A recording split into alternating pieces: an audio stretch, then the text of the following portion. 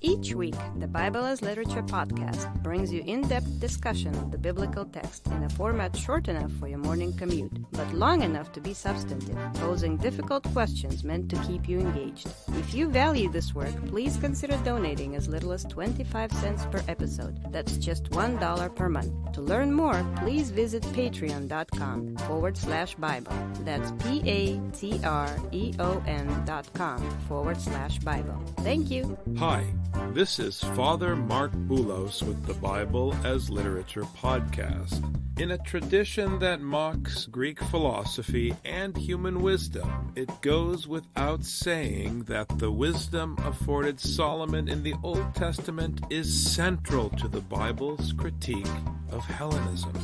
What's not so obvious, at least at first glance, is how this critique is expressed in the foolishness of David's son and the outcome of his life.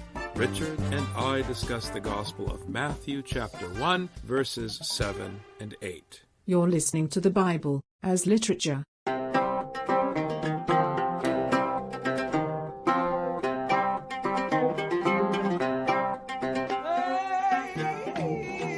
Hi, this is Father Marc Boulos. And this is Dr. Richard Benton. And you are listening to episode 224 of the Bible as Literature podcast. Before we launch into verse 7 and 8 of the Matthean genealogy, I want to briefly express my frustration with the editors of the New American Standard Bible. That's the English text that Richard and I have been using on the podcast. And honestly, I was so disappointed in the editors that we may switch to a different text in subsequent series. But Richard had pointed out that in the Greek manuscript that he was looking at in the last episode, there was no mention of Bathsheba. And I had assumed that there were some Greek manuscripts that included the name and some that didn't, which would make the choice of the NASB to mention the name defensible. But then this morning, as we were preparing to record this episode, Richard mentioned that he had done some background research just to see which manuscripts mentioned the name Bathsheba, and we could not find one Greek text. And I want to call this out because, to me, it's a scandal that anyone engaged in the work of translation would take the liberty, not of trying to smooth over the translation or phrase it in a way that makes sense in English, which is bad enough. Because even in taking that basic liberty, you break the text. But that the editors of the New American Standard Bible would put a noun in a genealogy that cannot be found in the original manuscript, to me, is a betrayal. It's a betrayal of the trust of the addressee of the text, and it's a betrayal of the author of the Gospel of Matthew. You cannot include a word, specifically a noun, that was excluded from a text that is calculated with respect to what names are chosen. You have to be very careful of this. This is something that's been going on as long as manuscripts have been copied. Origen would put in an asterisk, and then he would put a variant off to the side. Well, then the asterisk would disappear by some copyist, and then what was on the side now appears in the middle of the text, and so now you've got a new text. The NASB put a footnote, and they say not in the original text. So then the next time you read it, someone may or may not include that footnote. Now, I think that if the NASB had put a footnote and put at the bottom, this is referring to Bathsheba, okay, fine, you can do that. King James, the technique they use is that they use italics. If they want to add an explanatory note inside the text, they put it in italics, and it's very clear to the reader, this was added by the editor. In the synagogue, you would read the text of the Torah, and then you would read an Aramaic translation, a Targum. And they couldn't even be read by the same person. One person read Torah, the other person read Targum, so that no one would be confused. What is the text and what is the translation? What is the text and what is the commentary? There's no confusion. We do so much to make sure there's no confusion, and that's why it's disturbing what the NASB translators decided to do. Disturbing is the right word. I want to be clear for our listeners. I don't consider this a mistake. I don't consider this an error. I consider this morally dubious. We have no right, under any circumstances, to tamper with someone else's work. That's true of Harry Potter or A Christmas Carol. And if that's the case, it's most certainly true of the Bible. it is morally suspect that they tampered with the list of names in the genealogy. So I'm serious, Richard, when I say that I now have a problem with this translation. As I said, we've started using it for the Gospel of Matthew, and I think we should continue. The problem, though, is that no matter which translation we use, it's likely that at best, even with the King James Version, which is as literal as you can get in the English language, that liberties will be taken that obscure the original. So we'll keep going with this translation and make sure to check the original manuscripts as we move through. In verse 7 this morning, we are going to talk about the problem of human wisdom.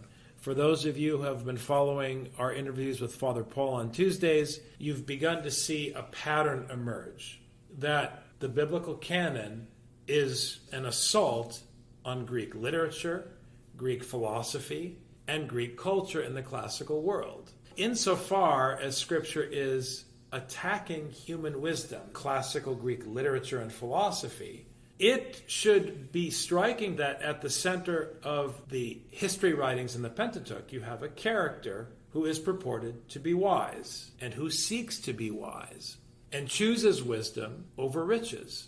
Now, what's striking about the story of Solomon is that though he chooses wisdom and starts out with a kind of wisdom, things don't end up very well for him, do they? No, I mean, he's the last king of the United Kingdom that was established under Saul and then Solomon's father David.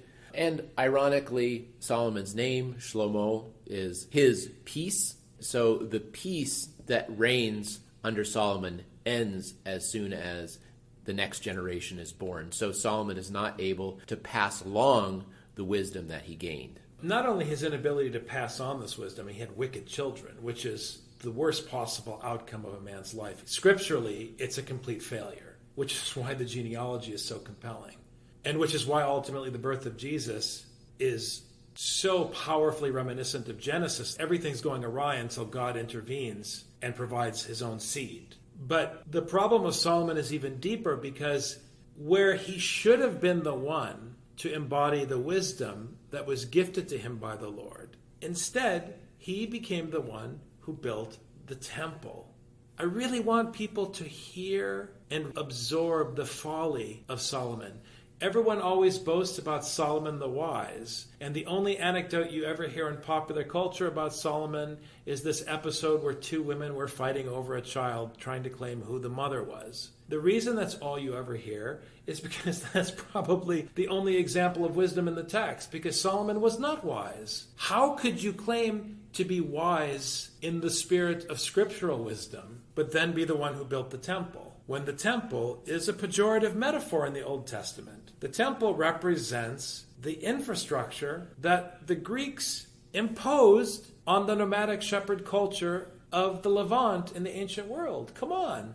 Building the temple is a sin. That's the first thing my wife said when we went to seminary. We met at seminary. She was taking Old Testament. She said, you know, this guy Solomon, God gave him wisdom, and what did he do? He put up a temple. The construction of the temple is the sin, and you see it in his sons. So we'll go through the text, but I really want people to hear what we're saying. You cannot build a cathedral and call it wisdom. It does not work. A building cannot be wise. A building cannot say something. What does a building say? It says nothing until you write a text on it. If a building could speak, why do you need a sign telling people where your church is? Common sense. We just read the Gospel of Marc. In the Gospel of Marc, in chapter 13, which chronologically, in terms of the order of books, comes after Matthew. So in a sense, it's a more full expression of what Matthew is saying here in the genealogy. In the Gospel of Marc, in chapter 13, Jesus says that these stones will be torn down. Because we're not talking about stones, we're talking about the wisdom of the Lord, which should have been the legacy of David and Solomon, but is not the legacy. The text really brings out this point.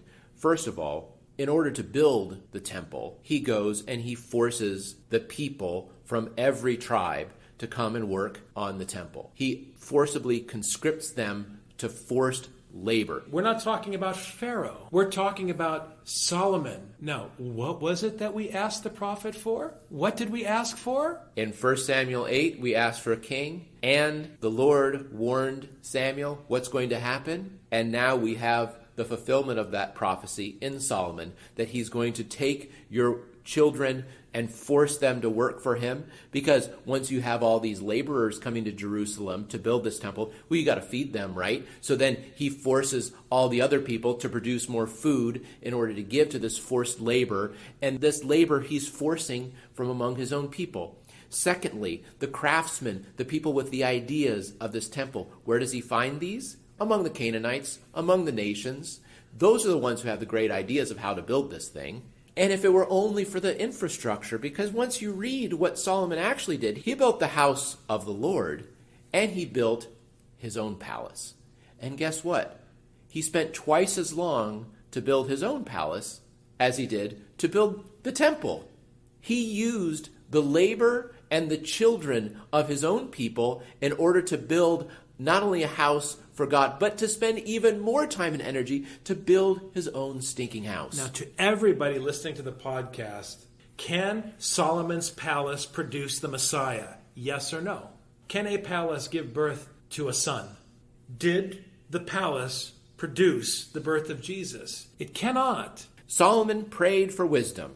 The Lord said he would grant wisdom, but because he didn't ask for riches, he would give him riches as well. And then what did Solomon do? He rejected the wisdom, created a temple, and in so doing extracted wealth from his own people. It clarifies what the birth of Jesus means for the author of the Gospel of Matthew. He is employing the same literary strategy as the writers of Genesis.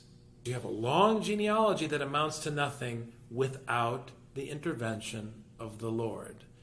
Solomon was the father of Rehoboam, the father of Abiah, and Abiah the father of Asaph. If Solomon was not the beginning of the end, Rehoboam certainly was the fulfillment of the end. This is the first son of the divided monarchy.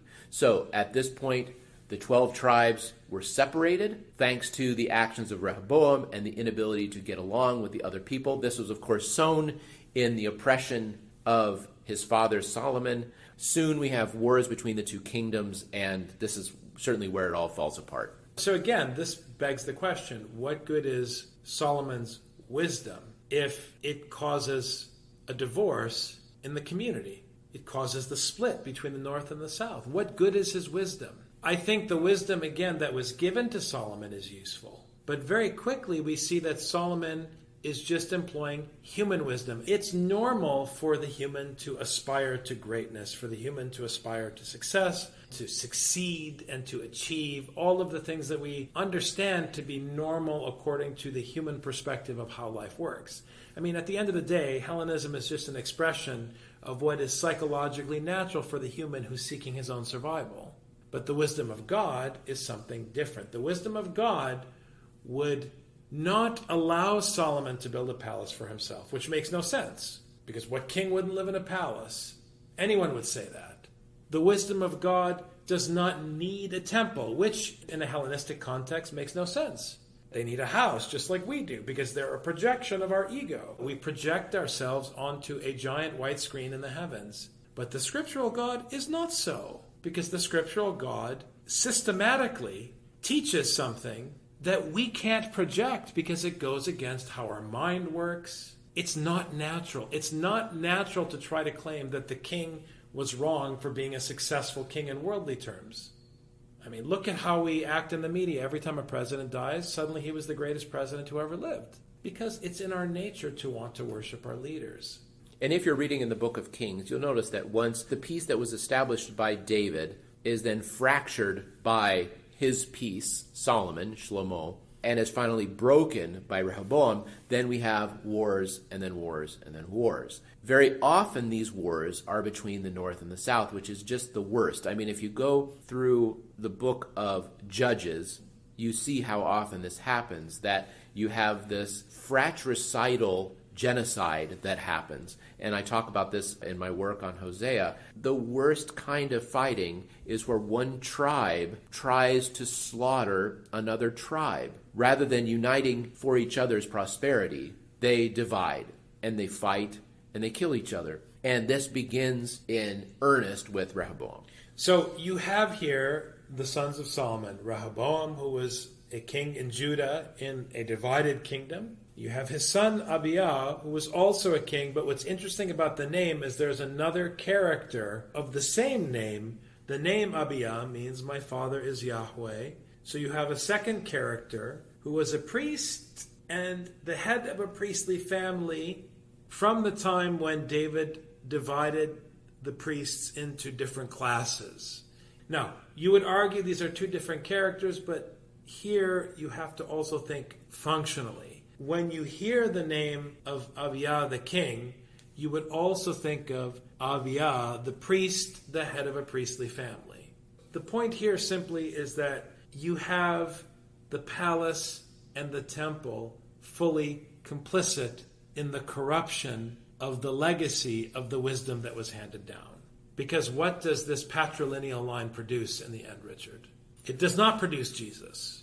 That's the key point. It produces wars, it produces a temple. It can't produce Jesus. Asaph was the father of Jehoshaphat, and Jehoshaphat the father of Joram, and Joram the father of Uzziah. This verse, especially in light of what we were saying at the very beginning of this episode, is problematic. Because if you look in the book of Kings, you know that Jehoram did not beget Uzziah. There are a few more generations in between there.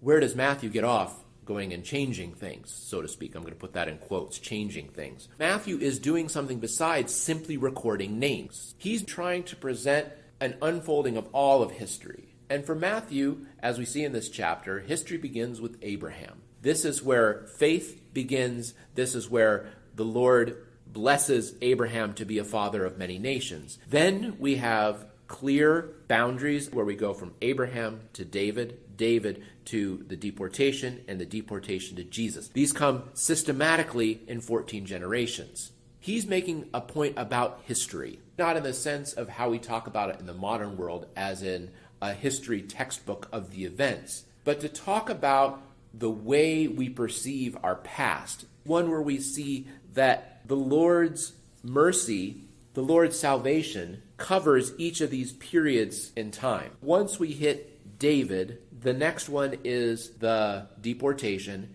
Matthew chooses names in order to get this to fit in the numerical matrix that he's fitting all of history into. He's making a big point here about how the story of Scripture unfolds in a way that systematically leads from Abraham to Jesus. The names' meanings are interesting along those lines because now that Solomon has received and not implemented the Lord's wisdom, instead he was busy playing with Lego sets in Palestine, we're going to see the Lord's judgment and the Lord's might, the Lord's wrath. So the name Jehoshaphat means whom the Lord judges, whom Yahweh judges. And the name Uzziah is like the name in Arabic Aziz, or the feminine Aziza, which is my mother's name, and it refers to the Lord's might. Aziz, Aziza in Arabic means mighty, powerful, but it also means precious, which is a very interesting play on language in Arabic. But the point is that the Lord's might will be revealed in the judgment that is manifest in the folly of the sons of David and Solomon. That's how I read the names. Another way you can translate Uzziah that doesn't contradict what you're saying is you could also understand it as the Lord is my strength. You could read it either way. But this fits precisely the judgment that Jehoshaphat predicts or prophesies. And so these names, the Lord judges, the Lord is strength, my strength, his peace, all the way back to Solomon. They're all expressing these qualities of the Lord, which then are the measuring stick that show the weakness and the unrighteousness of the human kings. So Joram is how the Hebrew was transcribed in Greek, but in Hebrew it's Yehoram, Jehovah, Yahweh, Ram, and it can either be whom Yahweh has exalted, or it can be Yahweh is exalted. Again, it's the same as with the strength. The king is held to the standard that is set by the Lord, which of course we're going to see in dazzling detail how he falls short. This is how Scripture works with respect to judgment. In the baptismal service, we say, as many as have been baptized into Christ have put on Christ. We chant this verse from Paul's epistle when we walk around the font after the baptism. Do you not know that as many as have been baptized into Christ have put on his death, baptized into his death, or have put on Christ, depending on which text you're using? But the point is that in the baptismal service, if you understand that Paul is saying baptized not in the past tense, but in the spirit of the aoristos, meaning that it's something that is as good as done, but without a horizon, aorizo. We've talked about this before. Then you realize that it's really yet to be determined whether or not you were baptized. It's very much like the promise of the kingdom. Yes, God has given you a seat in the kingdom, but you're not sitting there yet. You have a ticket. There's a seat reserved, but the ticket could be taken away and you don't get in. It could rain. Maybe it snows. Maybe the subway doesn't work and you miss the game. Who knows? The point is, you won't know whether it's really a completed action until you reach the horizon. And in this sense, the ambiguity of these names, very often people see a biblical name and they immediately opt for the positive interpretation, the Lord is my strength, for example. And then they put it on their wall if they have a kid named such and such. I think it's to be seen whether or not the Lord is your strength or the Lord is going to be exalted by putting you down. It's an open question. And again, we know the end of the genealogy. We know that the Lord will put all of them down by lifting up the one who is the least of all, Jesus Christ. This is Paul's teaching. And this is what Matthew is expressing. And I think it's pretty clear that, as is the case throughout the Bible, Matthew is being critical of the characters included in the story. Thanks very much, Dr. Benton. Thank you, Father.